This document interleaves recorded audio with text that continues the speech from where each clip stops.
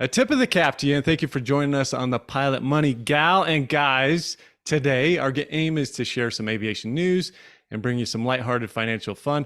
On this show, we're going to talk real estate and have a special guest, real estate professional, Gina Roth. Welcome, Gina. Hello. All right.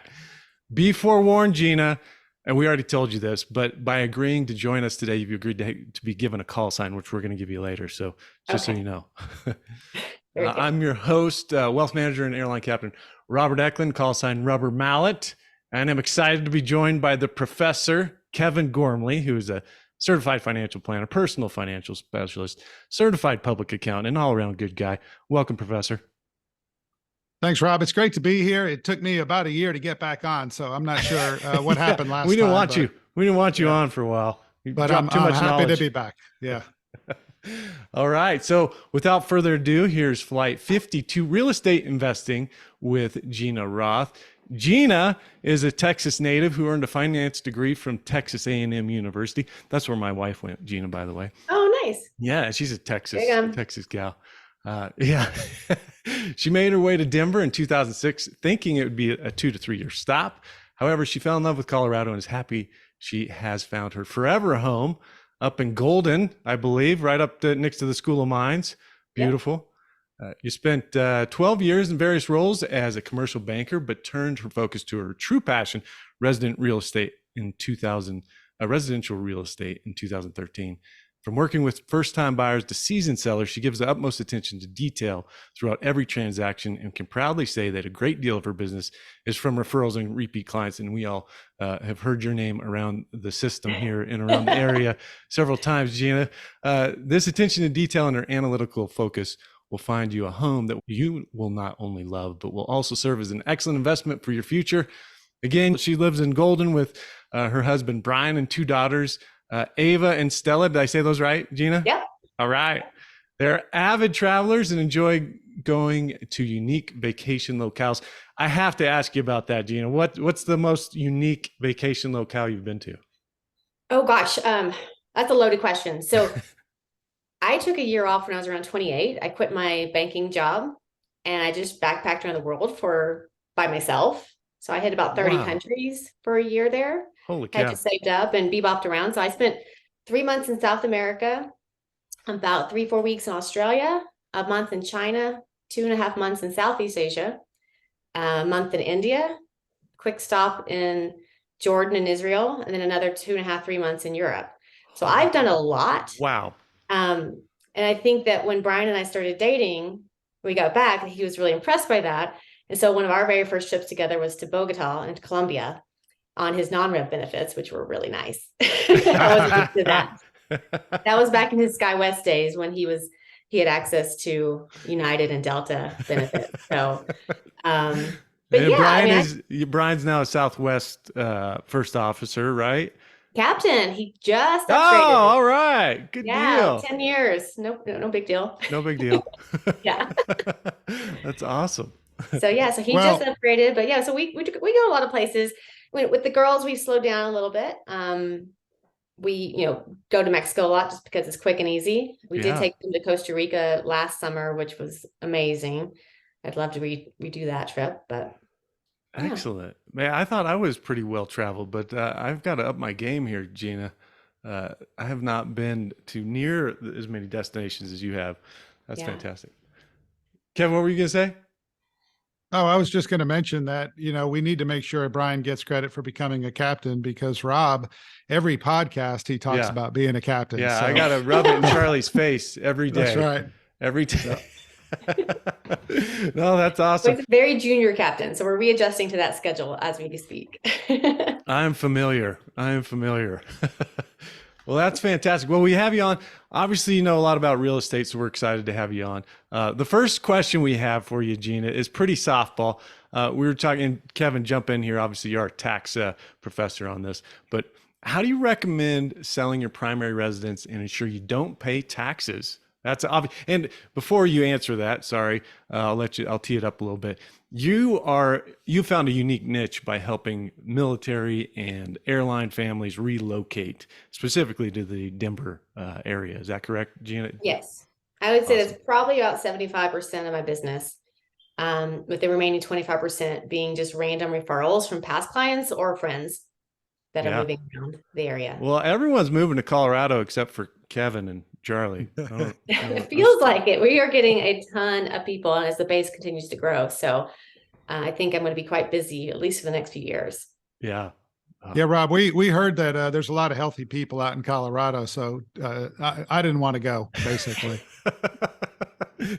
Yeah, whatever, Mr. Four-time Letterman or whatever in college football. Yeah. He was a college football player, Gina. Oh, no way. No Very big cool. deal. Yeah. So how do you recommend selling your primary residence and ensure you don't pay taxes? What do you tell clients? I mean, basically, you just have to live in it as your primary residence for 2 out of the trailing 5 years. Once you complete that, it's free capital gains, I believe up to 750,000. Kevin, you know better. But if you're making Yeah. 750, I think you're having a good day anyway. Yeah. Yeah, it's 500 if you're married. You get to exclude, and if you're single, it would be $250,000. Oh, okay. So I'm But only you also, yeah, you can also include any improvements that you made to the property in that calculation. So, the key thing is if you do rent out your primary your primary house, just to make sure you understand what the rules are before you sell it and get hit with a tax bill. Yes. And that's important. I've talked to several folks and it gets a little confusing there, but they get confused on, hey, they think they're selling their house for more than $500,000. That doesn't mean you made $500,000 on it. So Right. that's important. Keep those receipts if you think you're going to make a ton of money on it. So add it back to your cost basis. But That's right. Yes. Awesome. All right. And Rob, it's funny. Still, I don't know if it's 20 years later, people will say, I sold my house, so I have to buy a more expensive house to avoid capital gains. That was the rule, like I think when Jimmy Carter was president. So that's no longer a thing. You were the only one around for that, Kevin. Yep. Thank you. All right. We're obviously, a lot of our listeners are interested in being real estate professionals, or at least have heard stories about being a real estate professional. But we wanted to talk to you about what it takes to actually be a real estate professional. What are the requirements for that? wait, are you talking about for tax purposes, like the real estate professional Yes. designation? Yes, Okay, so ma'am. that is a high bar to make. I qualify fairly easily because of my brokerage duties. That does fall under it. I think the IRS sets a couple different bars, but the first one is that I qualify for is you'd spend at least 750 hours a year doing some kind of real estate duties. For me, it's brokerage sales, so that's easy. For the average person that's not a full-time realtor, that bar can be a lot harder to meet. But in my personal scenario, the second bar I have to meet is I have to spend more time on the property than anybody else. So that becomes a little bit tricky, because I'll be honest, I do have a property manager that manages my tenant calls on our little fourplex that we have. My phone rings a lot as it is. I really don't want the 11 p.m. toilet problems on Saturday night. So, but we do all of our own maintenance and things. Luckily, Brian is very handy, so we'll go over there and we do take care of the property ourselves for the most part, minus the late night calls and the little small issues. Yeah. So that's where we qualify for that. And we did just recently add a short-term rental to the portfolio that I am self-managing, and that's creating a lot of material participation hours that I can track. And also the key to this is documentation to prove that you are spending enough hours on your properties, so that if you were audited, you have something to slide right across the table and hopefully make them move on. Yeah, that's what struck me is the the documentation part of that is so high and rigorous. You can't just say, "Oh, I spent 750 hours this year." It's Right. great. Right. It definitely is, because it is such a huge tax benefit, and there is so much that you can avoid tax-wise doing this. They want to make sure that people aren't abusing it. Absolutely. Yeah. So you hear, voices from the cockpit or the left seat or the right seat or whatever, and you hear guys potentially doing that. But that is a big bar, 750 hours a year. And then I think you said 50% of the services in real property trades or business, which for you is easy, but for, somebody who's got another job, that's not so easy. obviously trying to. And honestly, it's almost impossible if you have a W-2 salary to claim yourself as a real estate professional. Now, if you have a non-working spouse, that can fall under it. But you got to be careful there as well, because the IRS is going to look at that and they say, okay, wait a minute. You're saying the Mrs. is the real estate professional, but you're the one that's over there doing all the work. You're the one dealing with the tenants. Like, that doesn't fly either under an audit scope. So your spouse would really need to be the one managing it and Actually doing it, the bulk of the work. Kevin, So what do you got? question, Professor. question about, so you can be a real estate person who is a broker, I guess is the verbiage you used, and buy and sell houses. But for tax purposes, you might not be a real estate professional for tax purposes. So let's talk a little bit about your job as a broker. You know, what have you seen as far as you know, recent? We're hearing about the real estate market cooling down. We're hearing it's harder to get mortgages, all that kind of stuff. What have you seen out there? We came off of the peak of the frenzy in the first half of 2022, and it was pure insanity. You know, I work mostly with buyers. I love my buyers. It's really fun to help them explore the community and find their spot. But it was stressful. We were all having to bid way up and over list. We had to give away a lot of our protections with inspections and appraisals and things like that, just to float to the top of the stack. And then, of course, the Fed got involved and realized, like, hey, inflation's out of control. We're going to have to figure this out. And rates went screaming up from 3% to it was high 7% in Q4. And so that just kind of slowed down all buyer activity and for a while there. And it was interesting to see the sellers, because they hadn't quite realized that the market had changed, and they're still trying to price as if it's an April sale, you know, come September, October, and that reality is not there anymore. People were not prepared to pay over market value for a house in the second half of last year. You know, the rates have softened and they keep going back up and down. And I think we're going to see that for the foreseeable future. You know, the good thing it has done for buyers is it has slowed down appreciation. So, you know, as a seller, you love that 10% a year. That's phenomenal. But the reality is it's hard to outsave 10% appreciation. So, you know, having it flatten out and be more realistic in that 3 to 5%, even 2 to 5% range for the probably this year and the next couple of years is what we're talking about in our office. At least it's going to be better, I think, for everybody. It's a lot more realistic than the 10%. Right. And particularly for first-time home buyers, they just get priced out. I mean, you can't save money that fast for a down payment.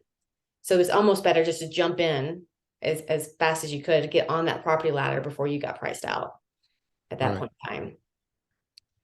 So let's say that you're a pilot that just found out you're upgrading to Colorado. You have a house. You know, what are the kind of things that you're thinking about now as somebody that's going to guide that person through about selling their other house, coming to Colorado? You know, what's the first thing you start with somebody that's making that upgrade, hopefully to captain in Colorado? Hopefully for the prices here, right? Yeah. You know, basically, a lot of times when people reach out to me, they've already got a plan in place for this to sell their home there. If they don't, I kind of help try to connect them with a broker there in their local market. We actually have a really robust group of pilot wives, Southwest pilot wives, that are realtors across the bases, and they're, you know, they love helping the small family, and so we try to pass people through to make sure they're in good hands when we can. And then I would work closely with that person to coordinate timing as far as, okay, we're going to need X amount of time, lead time to find your place. Keep in mind, it's going to take us 30 days to close, to kind of figure that out. Some people do it different ways. Some people like to sell first and they'll get a short-term rental and come out here and house shop that way. I've seen people get really creative and they take out a HELOC on their primary and purchase their next home, sell the first home, and kind of out of order, if you will. Kind of easy to do that a little bit more when the market was at its peak, because contingent offers really weren't getting accepted last year. We're seeing those come back right now. But it's still, you know, if you can be a non-contingent buyer, that's going to work in your favor by far. So usually what I do, though, is once they reach out to me, is we chat a lot about their lifestyle, their goals, how much flexibility they have on their commute, how close they want to be to the airport, those kind of things. And then we kind of create a geography of where they want to look. And we just create like a automatic MLS search that is, it's kind of nice. I have like a tool that lets me see the back end. So when that person compulsively clicks on the same house 10 times, I kind of know they like it. Oh, you I know can that. call them. Yeah, I can call them and say, hey, what do you think about this one? Should I go do a video tour if you're not here? Or are you going to fly out and let's go see this thing together? So we can kind of work together. But it also just helps me see what people like before they even shown up. So it's kind of interesting. Sometimes I've actually got people under contract before I've ever met them. I mean, we just do video and Wow. FaceTime tours with tech. I mean, I prefer to do it in person. I think that's a lot safer when you're buying a big home, a big investment like that. But it's, everyone has their risk level and tolerance level for those things. Oh, that's Right, right. fantastic. Yeah, we do have a pilot that moved from Maryville, Tennessee, one of Charlie's friends who went to Colorado. And we didn't know this till we looked at your website that he and his wife actually put a really positive review on your website. So Yeah. so anyway, it's a small world. Yeah, for sure. But Rob, go ahead. You were going to ask a question. Oh no, so you brought up it was a nice little trailer there earlier about property management. So one of the questions I had for you was, hey, if you were in that situation where you thought about, maybe leaving one state or one home and going to a different one and renting that other one out, what were your thoughts on property management and hiring a pro if you're not one? I'm a big fan. I don't want to deal with leasing and tenants and late night calls. I think you have to shop hard and get a lot of referrals and find the good ones because there are a lot of lazy property management companies out there. So you can't just grab the first person off Google. Word of mouth, talking to your local realtors down there just to see who they like and who they recommend.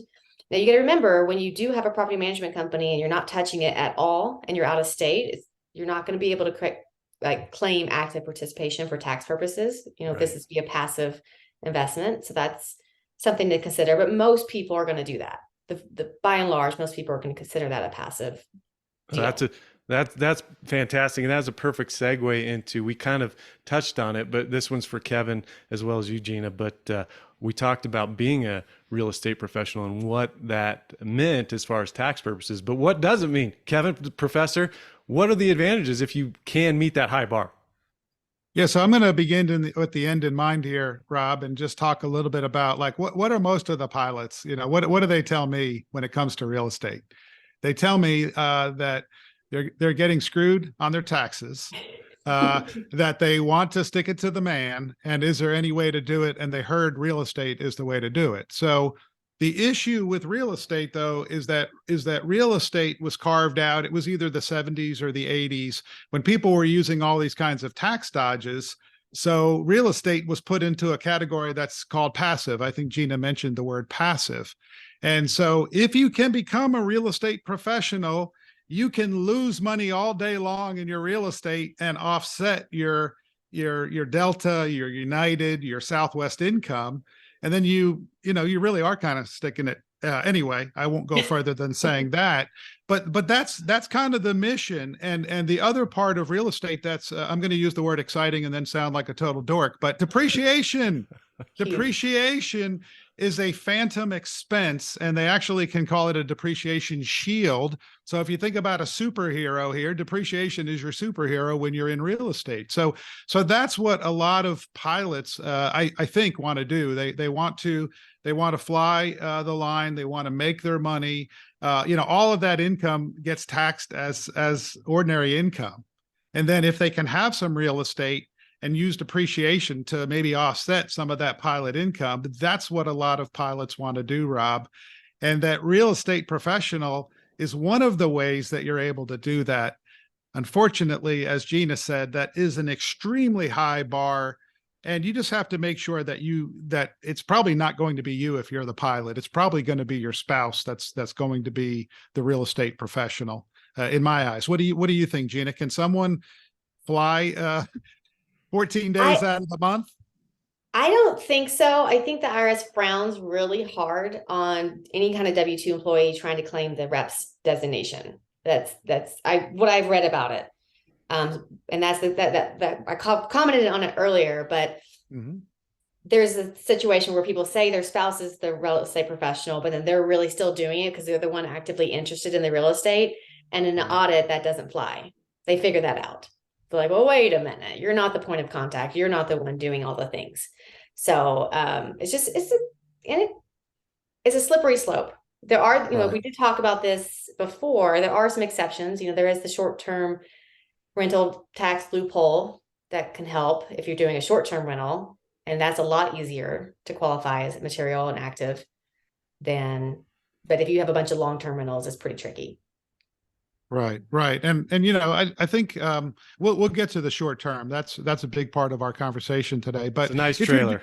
It's a nice segue. yeah, if you're just doing regular rentals, the benefit of real estate is still there because you might make $6,000 or $7,000, $10,000 on your actual property, and then when you add depreciation in, you're not going to be paying income tax on most of that income. Now you do have to recapture it at the end, but this is really a great benefit when pilots are making big bucks and you have real estate. You still are kind of, you have a property that hopefully you don't have to do too much work with, but you don't have to pay any tax on the income. So Gina, have you seen people do this? I mean, I know that y'all are doing it as well, right? Absolutely. And I'm a terrible real estate agent because I should be chasing transactions, but if someone has the ability and willingness to keep their first, maybe starter home as a rental, I always encourage it. I think it's a huge wealth builder. It's great for diversification. And then I look at it as cash flow and retirement. Like if you can start building up that rental cash flow that you don't have to touch your nest egg and just let that continue growing, I think you'll be far better off in the long run. I don't know. I'm a huge fan of long-term rentals. I think they're incredibly important. To your point, we got very lucky and we picked up a fourplex about 4 or 5 years ago. The thing was a disaster. I mean, we literally had to get squatters out of it before closing. Completely rehabbed it. And that thing is cash flowing us almost $3,000 a month right now. So if we look forward to, rising rents and, eventually hopefully paying the thing off, that should be a huge cash flow vehicle for us in the future. And then with depreciation, like you said, we're not really paying any tax on that income, very, very little. So it's been a huge win for us. And so our goal is to actually continue doing that. It's just been kind of a weird market with being so competitive. It makes the cash flow numbers really difficult to achieve again. Having to pay way over list. And then now we're fighting against interest rates. So as far as being cash flow positive property here in Colorado, they're out there. They're just hard to find. So let me just make sure I understood what you said. You're seeing a lot of properties that are too expensive for cash flow to have cash flow even in Colorado right now. So going there and buying rentals is maybe not the best thing to do. I mean, I think it's a long game. If you're willing to break even or barely make any money for the first couple of years, but as rents continue to rise, I think you'll be just fine. And then you're always on the hunt for a lower interest rate, right? You can always refi that if and when there's a dip. So it's just your ability and to absorb it if you have any losses in the first year or two, and your risk factor. A lot of people just can't tolerate that. But they're out there. It's just hard. They are hard to find. People that have multi-unit complexes are trying to put a big sticker price on them. I'm not it's just tricky. It's, and the price points are high. You're looking at a duplex for $650,000 that you could probably rent each side for maybe $3,000, depending on it. Maybe that's probably high. Honestly, it's probably more like $2,600. But well, we're so excited to hear you say that something might not be good to do because people might lose money. Thank you, Gina, for that. We're fiduciaries, and sometimes people will always be selling, but helping clients in the long run is absolutely what we believe in, and we appreciate your comments around that. As far as loans, what kind of loans can people get for their primary home, or what are you seeing loans being offered for second homes or rental homes as well? The loan standards really haven't tightened up any. The problem is the rates are higher. So your ability to qualify based on your monthly outflow has gone down. So, if a 3% interest rate, you probably qualify for $100,000 more purchasing power. But at 6%, now your monthly payment's so much more with all that extra interest, you have to buy a little bit lesser home. And that's a hard pill to swallow. You know, you might have had some buyers that were casually looking or thinking they might buy, but they weren't in a hurry.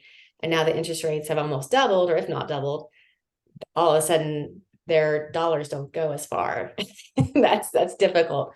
And so I think for what I'm seeing, this I'm kind of segueing somewhere else, but what I'm seeing Yeah. for transaction volume is the trade up buyers have pretty much stopped.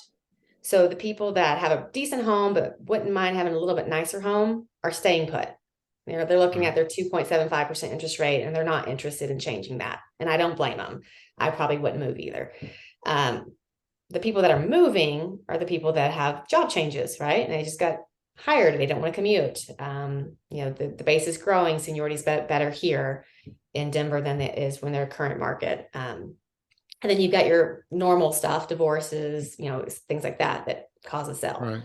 But the trade up people are not moving. But as far as the loan stuff goes, the parameters and the guidelines really haven't changed. It's just your purchasing power has shrunk with that higher rate. Right. Gina, this is totally selfish, but talk to a lot of folks, and they talk about, you know, getting into some type of rental property. And one of the things that always comes to my mind is you mentioned a multiplex or something that's maybe, is there more money probably to be made? And this is totally generally speaking in a smaller type multiplex, a smaller unit, but multiple unit front, as opposed to, you know, I think some people think, well, I'm going to buy my, you know, a very nice house and then rent that out, which may not be the best idea. Any There's thoughts on two that? different trains of thought on that. And so for me personally, I love a good multi-unit. I've got one roof, I've got one sewer line, I've got multiple tenants. So if I have a vacancy, if I've got 3 people paying, I'm still paying my mortgage with their rent, not my dollars. So, you know, if for some reason one of the units needs some attention, maintenance, I'm not sitting vacant for 6 weeks with nothing coming in. I've got something. So that for me, I'm a big fan of. And then as far as like, I actually had another client though, I thought it was fascinating. They had a couple of different investment properties across the country from them moving around. They basically held on to every property they'd ever bought. And they were moving to Denver, and they decided to consolidate their portfolio here, and they sold everything they had, and then they parlayed it, and they bought 2 or 3 very nice single family homes, and they're renting those kind of to a higher tier tenant. And they're managing themselves, and they're probably going to see a little bit better appreciation per property over time than maybe a multi-unit would. And just to be candid, the multi-unit that I own is nothing glamorous. It's very basic building, nothing too fancy, but it rents like crazy. And, you know, so there's trade-offs. I think you might see a little bit more appreciation on the single family, and you're probably going to deal with a higher class of tenant. Is that appropriate to say? But I don't know. Yeah. I like the Yeah. mitigated risk and less Yeah. maintenance pieces on a fourplex or a duplex. Right. That helps a lot. So Rob, we talked a little bit about being a real estate professional, how hard that is. The second designation that you could get would be active in real estate. And if you make less than $150,000, you might be able to take a loss versus your pilot income. So I don't know, you know, there might be some pilots out there that, you know, maybe just starting out that might have an income of less than 150, and it's called active as opposed to being a real estate professional. And then the third one is the material participation, and actually having not a rental unit, but a business. So I have to give credit to Gina and Brian, because they mentioned, and Gina, talk about the short-term loophole that you spoke about before. Talk about the benefit for, you know, especially again for pilots. That's who our audience is. What's the benefit of short-term rentals? So short-term rentals, anything qualify for an average of less than 30 days occupation will allow you, if you are the material participant and you're doing the vast majority of the work, to classify any losses associated with that business as a offset to your ordinary income, which is really rare because the IRS makes it so difficult to be that real estate professional, but this loophole is a lot more manageable to get to. And there's so many tools out there right now that allow you to self-manage short-term rentals, even out of state. and still have a high level material participation. As far as like, you would not be able to hire a local property manager. You need to be that person, that point of contact. You're going to spend a lot of time setting that property up and, keeping track of maintenance and things like that. Again, you have to document all your time. I believe, correct me if I'm wrong, Kevin, but I believe even your travel time will count toward those hours, which with most short-term destinations, that's helpful because, we have a little condo up in Winter Park, Fraser. It's an hour and 10 minutes door to door. And I definitely track those hours from driving up there. So, Right.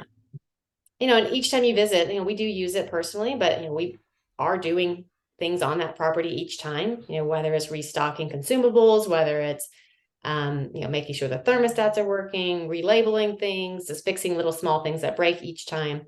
So we try to make sure to track those items as well. But yeah, being able to do that is going to be huge with the depreciation. And we didn't even gotten to the bonus depreciation or the cost side of things. But even if you just straight line depreciated that, I mean, it's still a pretty big win for your taxes. Right. So the short-term designation, I thought it was on average of 7-day stay or less.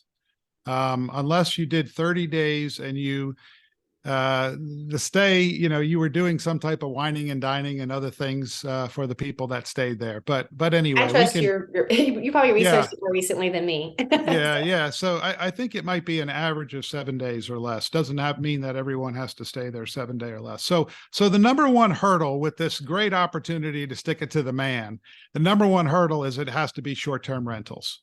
So when you go into that short-term rental business, you're actually in the business of like being like a hotel almost. That's the reason why this loophole exists. You go out of the real estate arena and you go to a business, although the business is short-term real estate rentals. So the short-term hurdle is the first one. Now the materiality, we had that designation of real estate professional active. The materiality, this is the big one. And Gina, do you want to just mention the materiality? If you don't know, I can read it, the three most important ones, but there's 7 tests, Rob, and you only have to pass one of the tests, Rob. So that's I think good. even you can pass. Oh, feel free to read it because I did all this. I drank through the fire hose last fall when we were setting ours up. So I have a good idea, but I don't have the details in front of me. Yeah, so I'll just say this because I don't want to bore our listeners, but if you're interested in these 7 tests, take a look at it. It's more than 500 hours. That's one of them.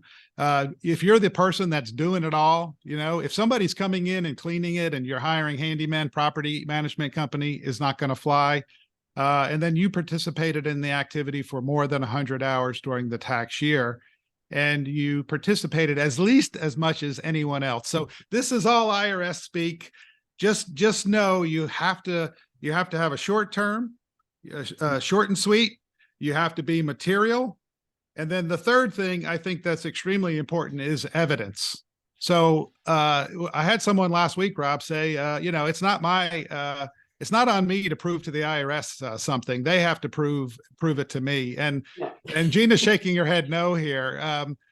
So Gina, do you know that like the IRS has to prove income, but they don't have to prove deductions or expenses. So what have you heard in this arena? Have you known anyone that's been audited, or know anyone that's been audited on this kind of thing? No, but like I said, when I was trying to do all my research, I joined, 6, 7 different short-term rental groups. There's short-term rental, long-term wealth is a real popular one. There's a handful of them. And there's tons and tons of questions about this material participation and how do you prove it. And there's a lot of CPAs on those boards as well. And a lot of CPAs that focus on real estate type transactions and people that have a lot of real estate.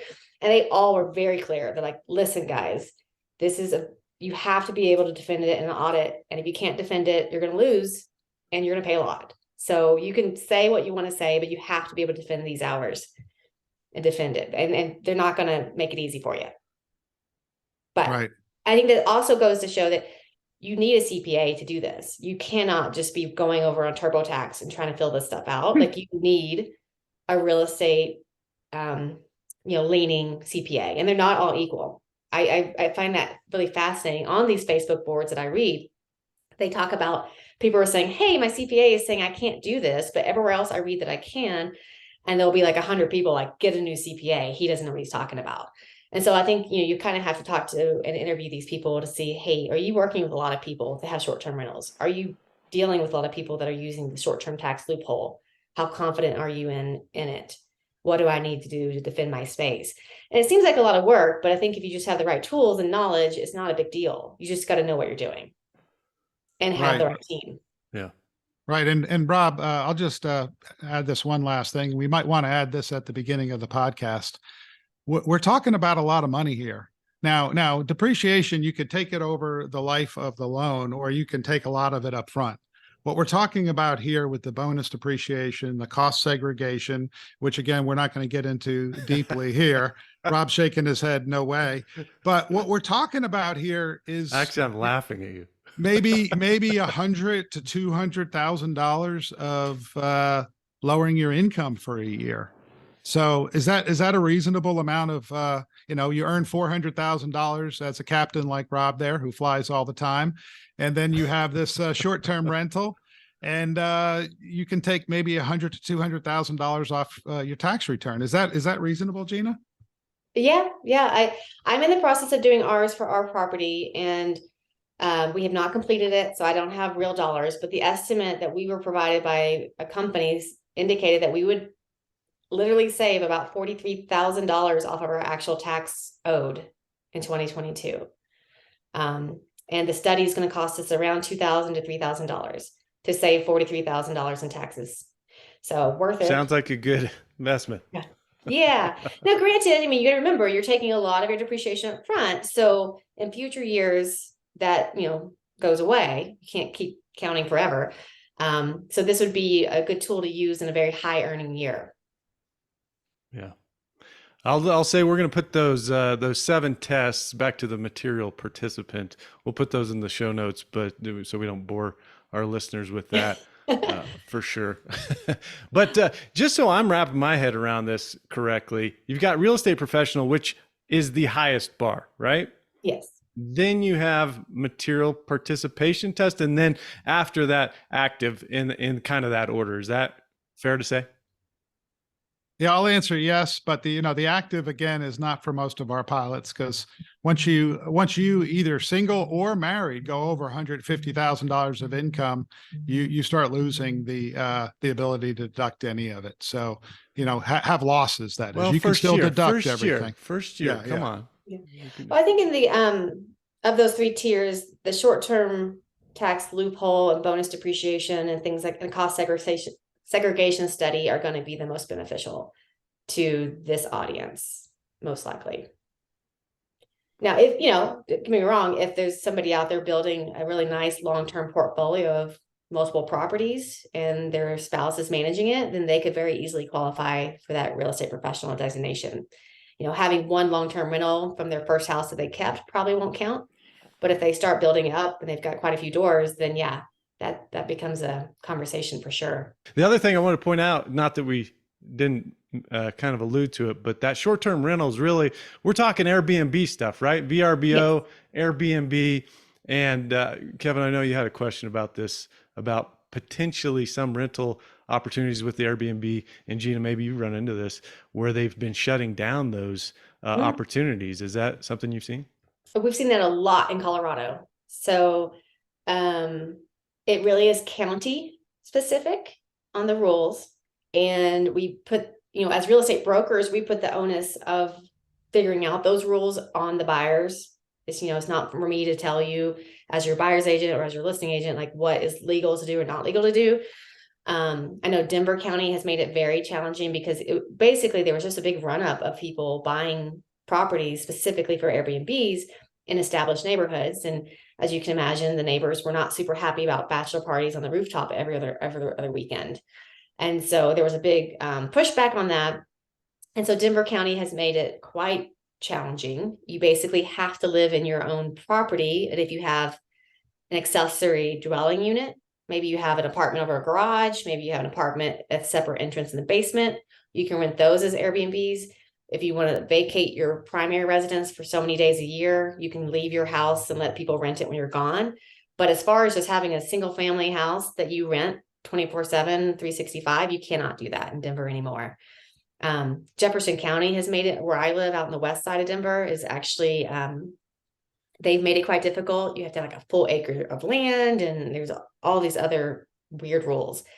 And that's just for Denver Metro. So you got to be really careful with those. The mountains are doing, most of them are still pretty open to short-term rentals, with the exception of Summit County, which is where Breckenridge is. Breck has made it very, very complicated. I'm not even going to touch that with a 10-foot pole. I mean, they have different zones, resort zones, and all these things. So you would need a very qualified agent up there if you thought you wanted to buy a short-term rental in Breckenridge right now. Gina, that is huge. That statement you just made is one of our highlights for the show for sure, because so many people want to get in. Hey, I want to get a ski condo that I'll rent out, Airbnb in Breck. Yeah. And Yeah. sounds like everyone does, and that's why they're cramping down on it. But I mean, there's other places that are still very friendly. You know, I think even over in Keystone is pretty easy. In Grand County, where we have ours over in Fraser Winter Park, it's still, there's no restrictions. You just have to have your licenses and pay your taxes, and you're fine. I've heard Aspen is talking about, I don't know who can afford Aspen, but I've heard they're talking about doing restrictions as well. But Breck is the one that's being hit the hardest with their restrictions. Yeah. So Rob, I wanted to just mention about not getting personal here, and the not getting personal is for your rental real estate. So if you stay in your property, like a lot of times people will say, yeah, we're going to go 3 months a year and we're going to rent it out the rest of the time, short-term rental. We get all these. Nope, that doesn't work either. If you stay in the property more than 10% of the time or 14 days, it then becomes mixed-use property. And so you just have to be careful about the mixed-use property as well. Gina, have you come across that at all?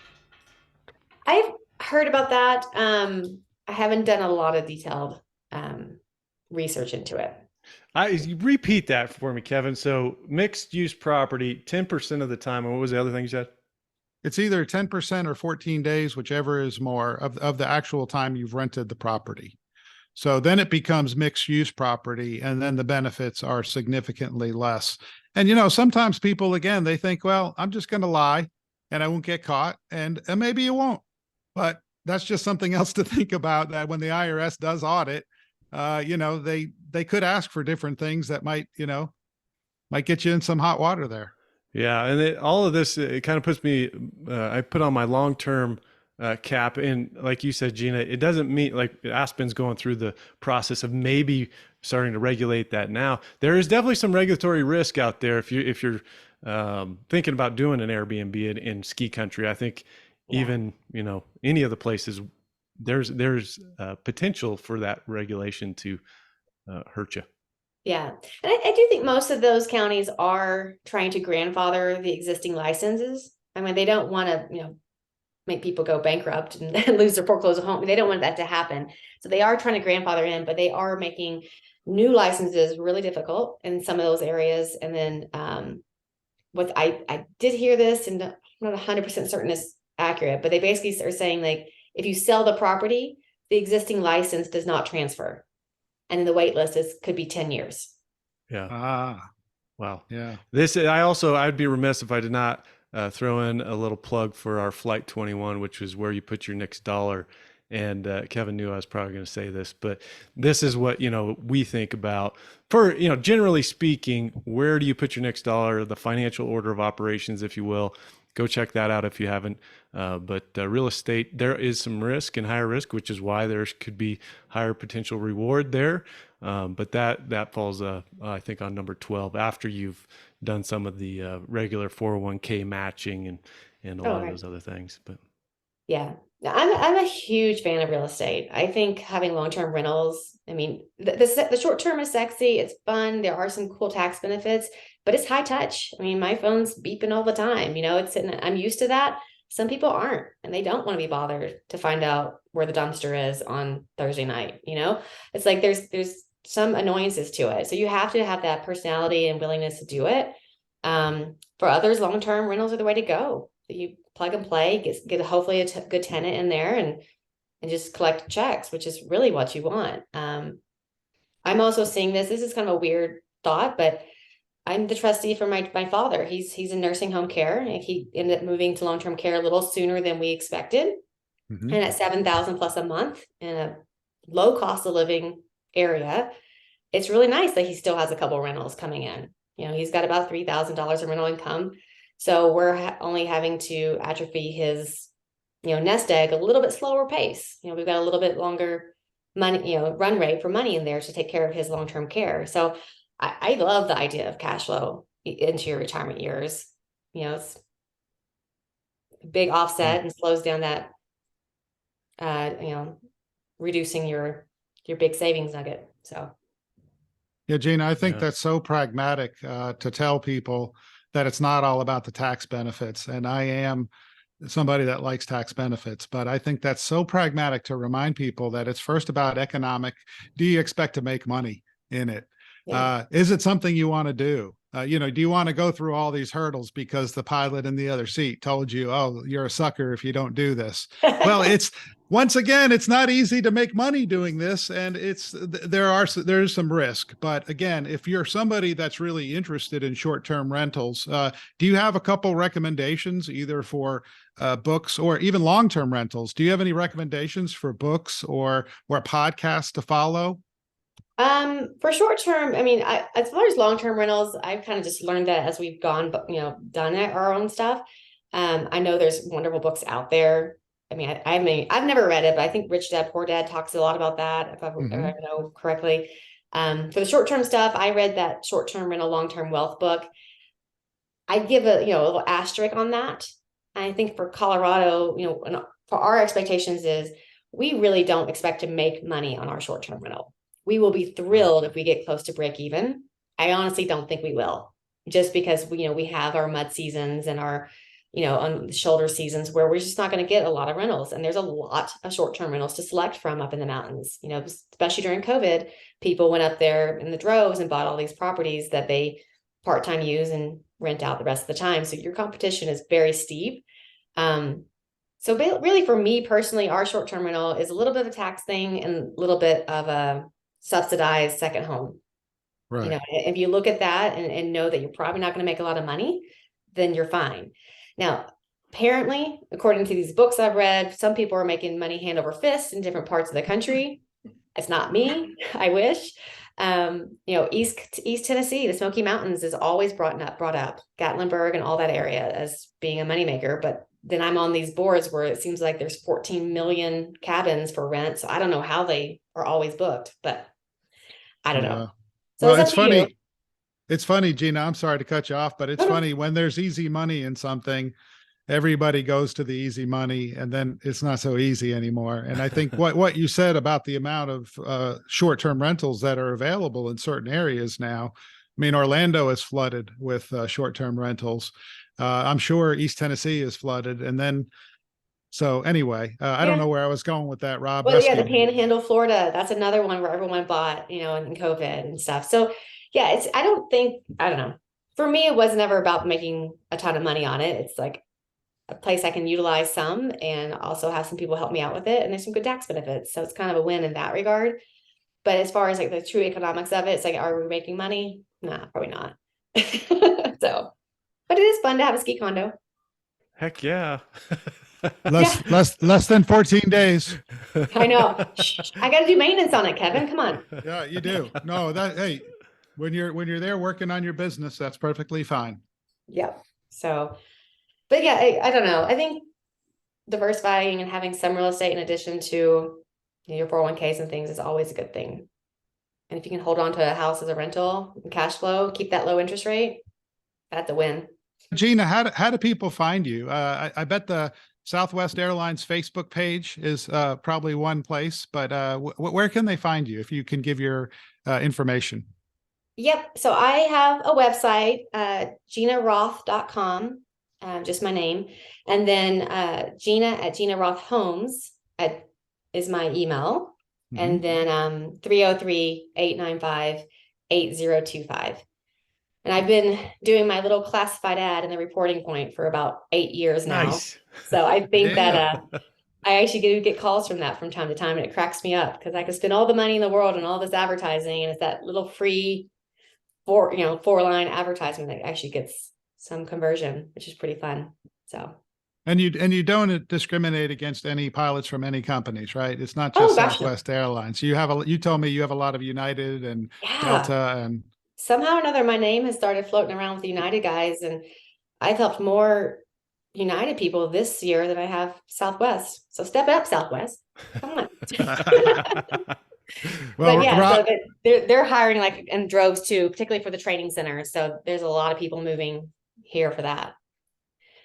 Yeah, that's a great opportunity for those folks. I know. You get to be home every night with the salary. Pretty good gig. Yeah. And only fly occasionally. Not too Yep. bad. Yeah. Well, before we wrap it up, I'll give you the final thoughts on this, Gina, but I did want to ask you, I should have prepped you with this, but what does success look like to you? Just a general life success? Just general life success. Oh, goodness. That's a loaded question. I think that's what I do. I throw loaded questions at people.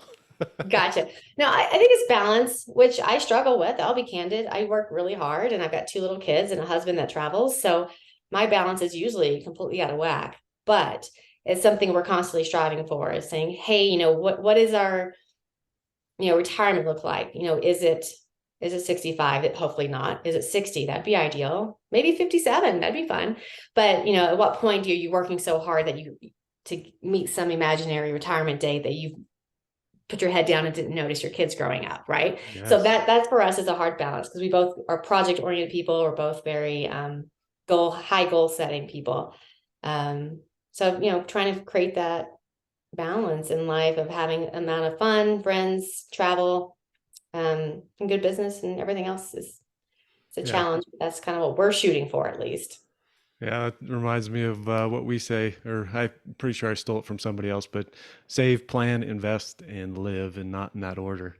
It makes a lot of sense to me. Yes, it's very difficult. Sometimes it's hard to slow down enough to plan time to slow down. So it's like, I like it. Awesome. Well, I've got a final thought here, or at least a final script. Gina, we got the call sign coming up. Thank you for dropping all of this knowledge on us. This is huge for a lot of our listeners, almost every listener, and probably pretty much every client is interested in some type of real estate, even if it's obviously just their home.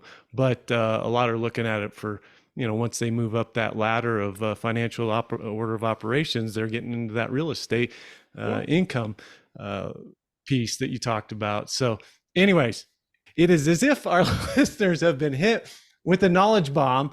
Therefore, subject to your approval, we'll be calling you Gina the Bomb Roth. How's that sound? Sounds great. I like it. Kevin, you got anything else? Got another one? I was going to do Casa de Excellence, but I like that. I like yours better. We'll let you pick, Gina. What you want? Casa de Excellence? I kind of like, to be honest, I kind of like yours better. I'm indifferent. You guys are good. All right. Well, here are a couple of quotes, real estate inspired quotes to leave you with on your drive, flight, or honeydew chores. The first one is by an Irish novelist who inspired James Joyce. One, George A. Moore, who said, "A man travels the world over in search of what he needs and returns home to find it." Pretty thought-provoking there. And the last one is from Laura Ingalls Wilder, the notable author of Little House on the Prairie. "Home is the nicest word there is." That is it. Let us be the first to welcome you to the final destination of Flight 52, Real Estate with Gina the Bomb Roth, or Casa de Excellence. Did you not like this podcast? Please give us a review and subscribe so we can reach more people and help more people. Please email me any questions you have or any topics you want us to cover at robert@leadingedgeplanning.com. Again, we got Kevin at leadingedgeplanning.com and Gina, GINAROTH.com. You can reach her there. So remember, as Emerson said, the world makes way for those who know where they're going. And as I say, so plan accordingly. From all of us at the Pilot Money Gallon guys, we wish you smooth rides and soft landings. Leading Edge Financial Planning, LLC is a registered investment advisor. Advisory services are only offered to clients or prospective clients where Leading Edge Financial Planning and its representatives are properly licensed or exempt from licensure. For additional information, please visit our website at www.leadingedgeplanning.com. The information provided is for educational and informational purposes only. It does not constitute investment advice, and it should not be relied on as such. It should not be considered a solicitation to buy or an offer to sell a security. It does not take into account any investor's particular investment objectives, strategies, tax status, or investment horizon. You should consult your attorney or tax advisor. The views expressed in this commentary are subject to change based on market and other conditions. These documents may contain certain statements that may be deemed forward-looking statements. Please note that any such statements are not guarantees of any future performance, and actual results or developments may differ materially from these projected. Any projections, market outlooks, or estimates are based upon certain assumptions and should not be construed as indicative of actual events that will occur. All information has been obtained from sources believed to be reliable, but its accuracy is not guaranteed. There is no representation or warranty as to the current accuracy, reliability, or completeness of, nor liability for, decisions based on such information, and it should not be relied on as such.